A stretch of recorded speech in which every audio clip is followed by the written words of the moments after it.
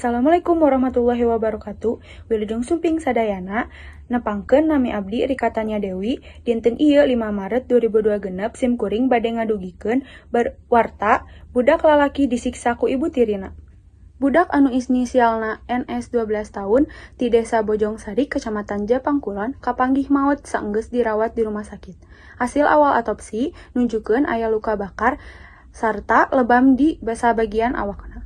Kitu oge tanda-tanda trauma ti fisik nu diperkirakeun tina panganiayaan. Ieu kasus mimiti jadi perhatian saatos aya video nu nyebarkeun di media sosial anu nuduhkeun budak eta nembongkeun arah ka ibu tirina samemeh pupusna.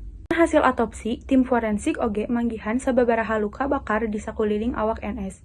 Kaasup pugun sareng anggota leungeun suku sarta aya pembekakan leutik dina paru-paru korban.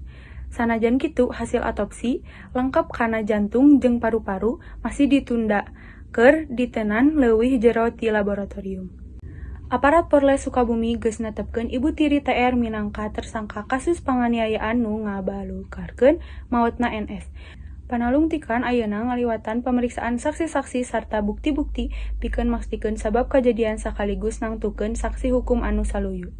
Ieu kajadian oge nyieun tanggapan ti pihak sejen di antara ibu kandung korban anu ngadu Lembaga Perlindungan Saksi sareng korban LPSK pikeun menangkeun panyalindung saenggeus kaayaan fisik jeung emosina kapangaruhan ku musibah ieu. Masyarakat dihimbau pikeun salawasna ngajaga jeung ngalajapkeun sagala tanda-tanda penyiksaan supaya piwuruk jeung kaadilan tiasa ditegaskeun. Abi Rika Tania Dewi pamit undur diri.